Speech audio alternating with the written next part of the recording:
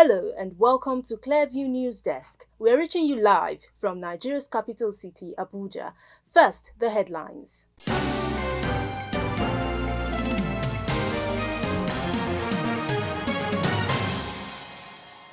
Shun matters capable of ridiculing your status as elder statesman. Lere Olayinka, Senior Special Assistant on Public Communications and New Media to the FCT Minister, cautions Afenifere chieftain, Dr. Femi Okunromu. The Nigerian Immigration Service raises alarm over rising number of irregular migrants entering Nigeria. 13 FGC Enugu students bag 6-week suspension by federal government over alleged bullying in school.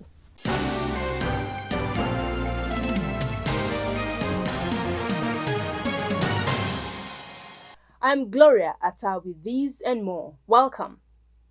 An African adage says, when a child behaves like a child, an elder will behave like an elder. But in the context of what the people see as a crisis in Rivers State, Afenifere chieftain Dr. Femi Okunromu is being advised to tread softly. The elder has been counseled to avoid getting involved in matters capable of ridiculing his status as an elder statesman, especially matters on which he would not speak objectively for obvious reasons. This was the humble submission of Lere Olayinka, Senior Special Assistant on Public Communications and New Media to the Federal Capital Territory Minister, Nyesom Wike. Olayinka was reacting to Dr. Okunromu's statement accusing President Bola Tinubu of being laid back on the ongoing crisis in Rivers State. He wondered what Dr. Okunromu expected President Tinubu to have done in the wake of the avalanche of disobedience to court judgments by the governor of Rivers State, Sim Fubara, and the danger such affront on the judiciary posed to democracy and peace in the country. Reacting further, Olayinka said, in Yoruba land, when two children are fighting, what the elders do is to sit them down and listen to their sides of the conflict, adding that elders don't just sit in their bedrooms and apportion blames as done by Babafemi Okunromu. On the accusation that President Tinubu was being laid back on the Rivers State crisis, Nigerians are waiting for an answer to this question posed to Dr. Okunromu. The Edo State Governor, Senator Monday Okpeolo, has set the ball rolling with the appointment of the first set of cabinet members, notable among which is the former member of the Federal House of Representatives, Honorable Samson Osage, who has been appointed as the Attorney General and Commissioner for Justice. The appointment was confirmed in a statement on Tuesday by the Chief Press Secretary to the Governor, Fred Itua. Clearview News Desk beams the spotlight on the journey of this great achiever so far and his contributions to national development. Born on November 11, 1967, Samson Osage hails from Ohomode local government area of Edo State. He holds a first degree in law from the prestigious Obafemi Awolowo University, Ile-Ife, and a qualifying certificate for law practice from the Nigerian Law School, a triple master's degree in law, public administration, and international relations.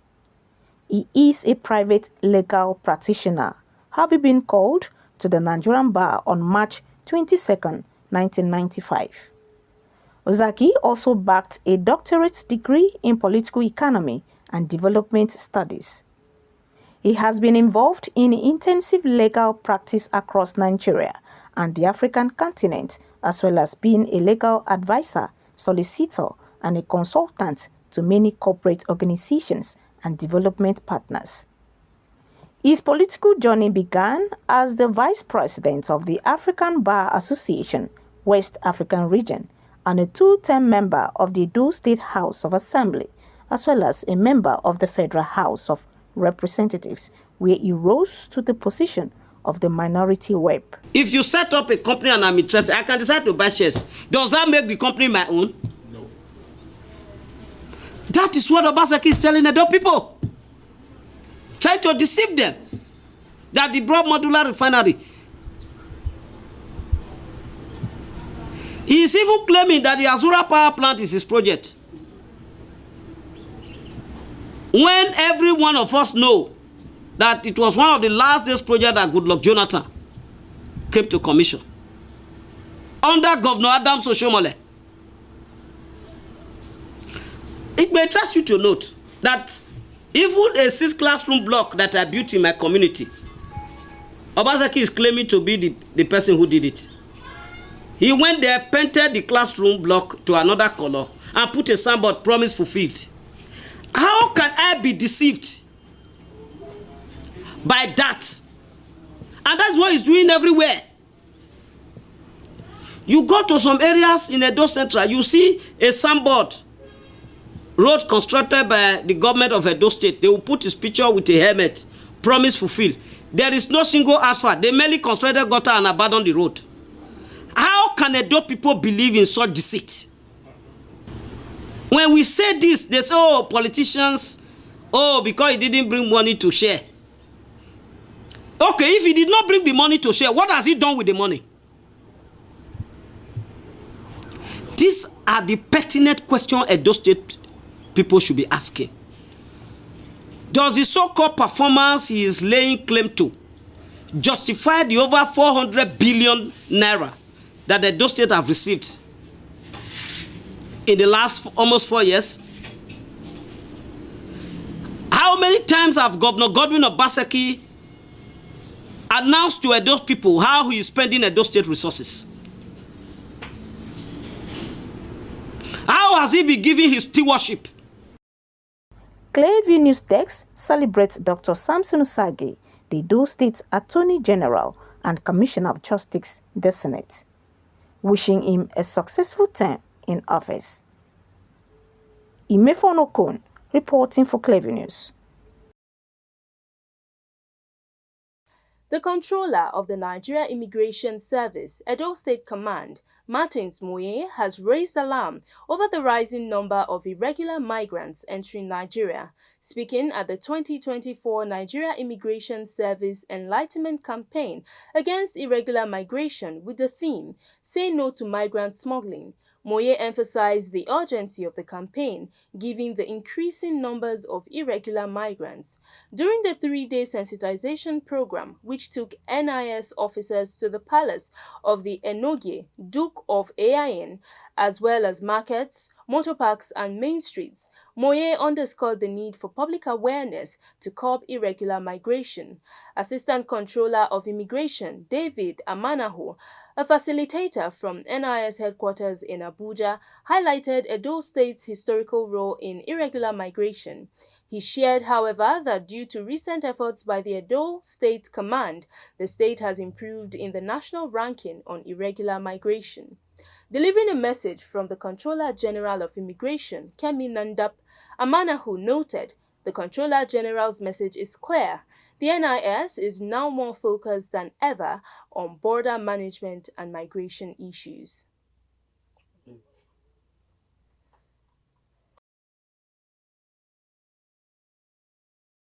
It is no news that bullying in most public and private schools in Nigeria has grown to become a serious concern. Despite the widespread prevalence of bullying, there is limited understanding of factors that propel or reduce bullying behaviors among children in the country. In an exclusive interview with Cleric News Desk, Angela Brown, a nurse, life coach, and motivational speaker, gives a deeper insight on the issue and how we as a society can work to rewrite the narrative in the country.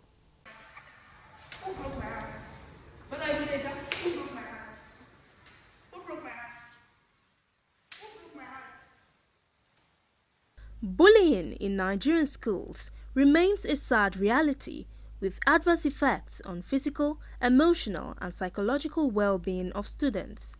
It takes various forms, including physical violence, verbal abuse, social exclusion, and cyberbullying.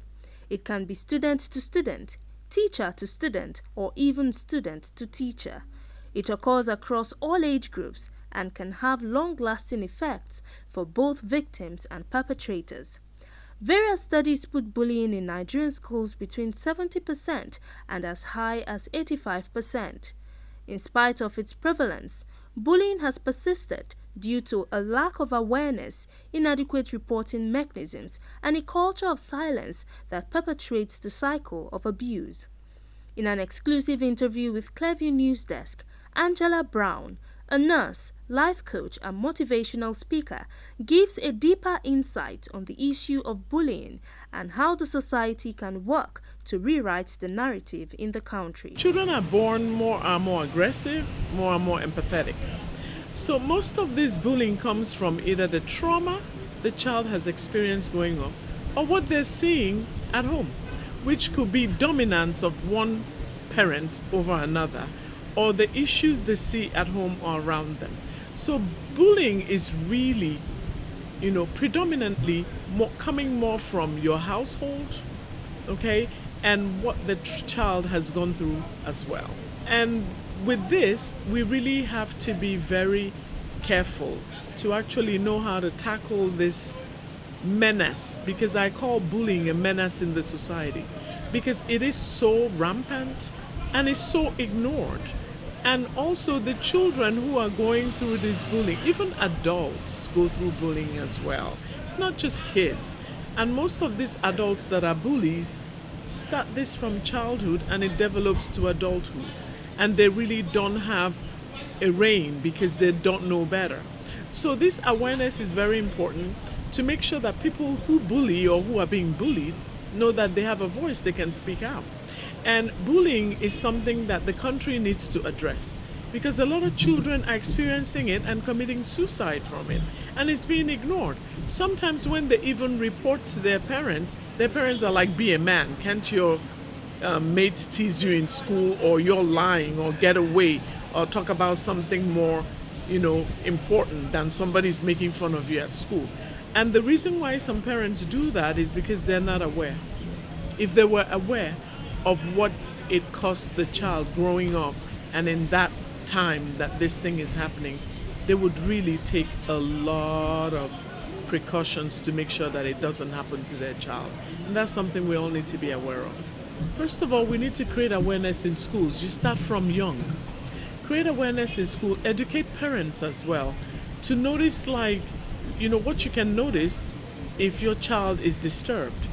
Some people, a strong indicator might be a child who is normal being very reserved, a child who is normal suddenly wetting the bed, a child who is normal has no interest in going to school, has no interest in playing with, other kids, may exhibit signs of fear.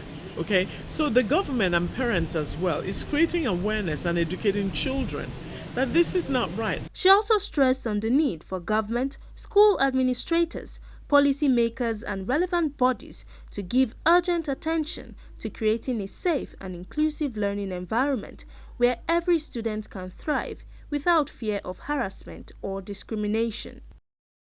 Meanwhile, the federal government, through the Ministry of Education, has suspended 13 students of the Federal Government College in Enugu State for 6 weeks for alleged bullying in the school. This is contained in a statement in Abuja on Wednesday by the Director of Press and Public Relations in the ministry, Folashade Boriowo. The Minister of Education, Dr. Tunji Alausa, ordered the suspension of the students based on a viral video showing some students of the school engaging in acts of bullying.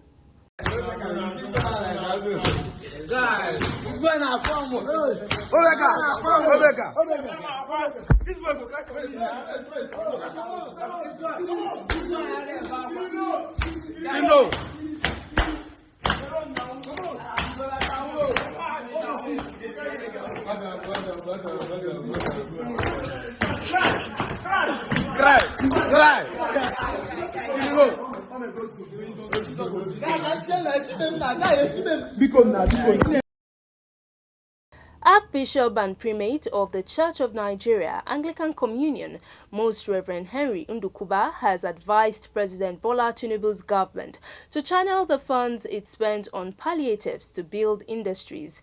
Mr. Ndukuba said this at the opening of the 14th edition of the 2024 Divine Commonwealth Conference on Tuesday in Abuja, pointing out that investing in industrialization could create more employment. Ndukuba told journalists on the sidelines of the event that revitalizing moribund textiles and other industries, as well as establishing new ones across the 6 geopolitical zones in the country, could reduce economic hardship. The cleric commended the government for ensuring that the scope of the intervention of the Tertiary Education Trust Fund expanded from building infrastructure to carrying out research programs, innovation and industrialization. He added that translating such an idea to industrialization could make more impact in Nigeria. The cleric expressed hope for the country, advising that Nigeria was passing through the storm as Jesus Christ and his disciples did, while he stood up and calmed the heavy winds. He further advised that Nigerians should not be anxious over the stormy situation, adding that God would see the country through its trials.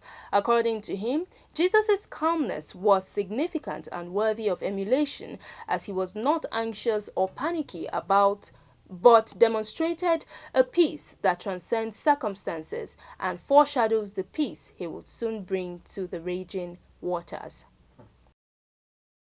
If you are just joining us, you're watching the news on Clearview News Desk. We will be back after this break. Stay with us. We break the news. This is Christ Embassy. Recollect, we were the first to break this.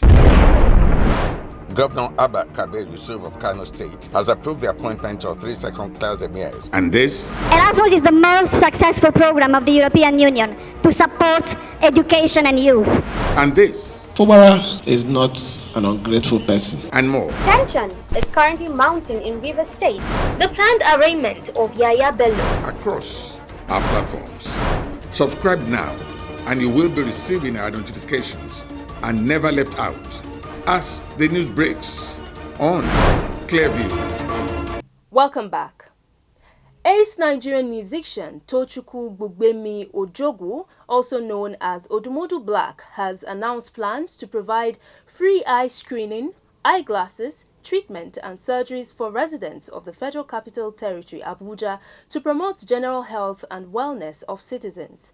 Speaking at a press conference in Abuja, the artist said he, alongside other top musicians from within and across Africa, are set to perform in a 3-day cultural and musical festival known as the Anti-World Gang Festival in December 2024, geared towards fostering unity and collaboration among youths in Nigeria.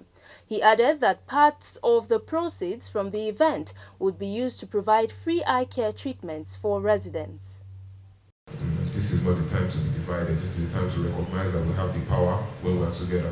This fest is more than a concert. It's a place where we can connect, inspire each other, and work towards a shared vision for the future. Recently, we've heard talk about the youth conference from the government, a space where we as the youth can address our concerns and work on solutions. But we're still waiting for that promise to come to life. You know, the timeline hasn't been set, and meanwhile, the issues we are facing aren't on pause. The world isn't slowing down, and neither should we. So if they can't give us a platform, we'll build our own. That's why Anti-World Fest matters. It's not just about the music, it's about making connections, starting conversations, laying down foundations for something bigger than ourselves. That's why we have come together to push for one goal. If not, we would have been at home now, or would have done it individually. So through this fest, we want to give the youth a place where they can come together, not just to celebrate, but start building relationships that can last. Because in Nigerian lingo, they say, in this life, now who you know, and we, by the virtue of our faith, we're in connection with God. That's our first source of power. You know, we know God, and through Him, everything is possible. You know, but as we're here on this earth, we need to make friends. Because it's not person will introduce you to a person who will help you. So as for economic gains, we're not really looking towards that on this first edition.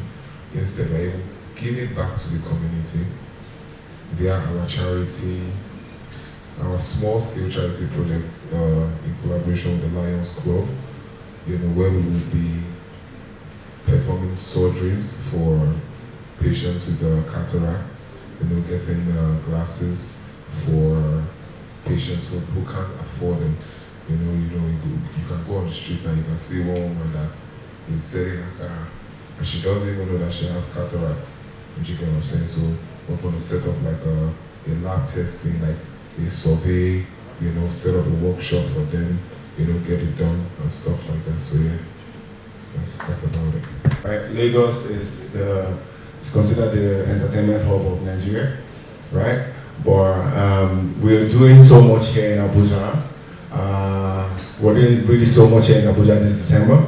I don't know if I'm allowed to say this, but like I'm sure from the first weekend in December to the last weekend in December, there's one music concert, one headlining concert by one artist or the other from the beginning of December, the first weekend of December to the last. One thing we're trying to do different here, we're trying to build a culture around us here in Abuja to the world. That's why if you know, I don't know if you are aware, but from the lineup of artists, which is Odumodu Black, the headliner, to the promoters, to the sound, to every department, and as far as showbiz or a festival is concerned, is from here in Abuja. We're trying to build a culture where we're pushing our talents from Abuja to the world. There will be other forms of entertainment like football, basketball, you know, sports and all that. And kids can also come, and you know, it's for everybody. It's not just it's a public thing, you know. And different promoters, like you said before, promoters. In every aspect of whatever you're doing, just come there, come and connect, come and build your relationship, you know, and just promote yourself. It works for everybody.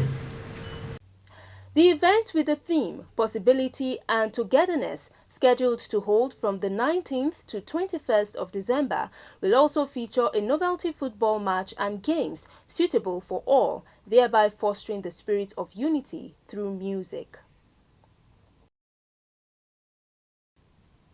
And now to the foreign scene. A federal judge in Louisiana has suspended a contentious law that sought to mandate the display of the 10 Commandments in all public school classrooms.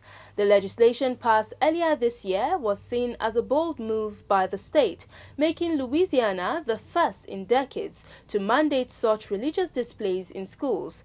The ruling, issued by the U.S. District Court Judge John W. de Gravelis, declared the law unconstitutional.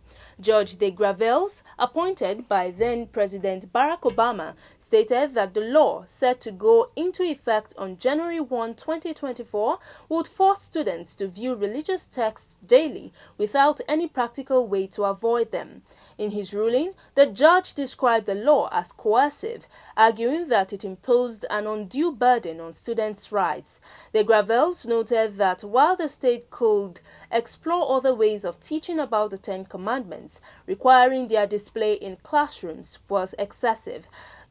The law would have required every public school classroom, elementary through college, to display posters of the 10 Commandments, at least 11 by 14 inches in size, with the commandments prominently featured. Meanwhile, Louisiana Attorney General Liz Morial, a Republican, responded swiftly, announcing plans to appeal the decision. She expressed confidence that the U.S. Court of Appeals for the Fifth Circuit, known for its conservative leanings, would take a different view. And that's the news. But before we go, a recap of the top stories.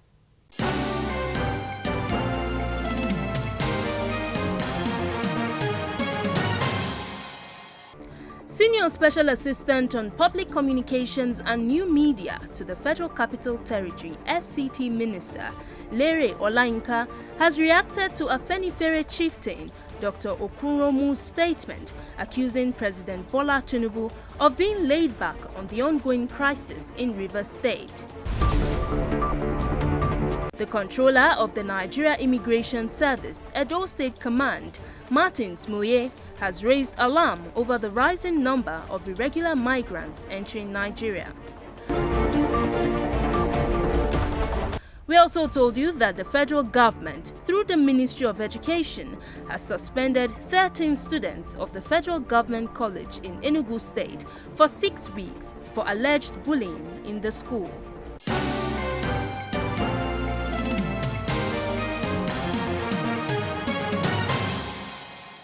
You can follow up on latest events and happenings around you via our social media platforms on Facebook, Instagram, and YouTube at Clearview News Desk, or via our handle on X, formerly known as Twitter, at Clearview Online.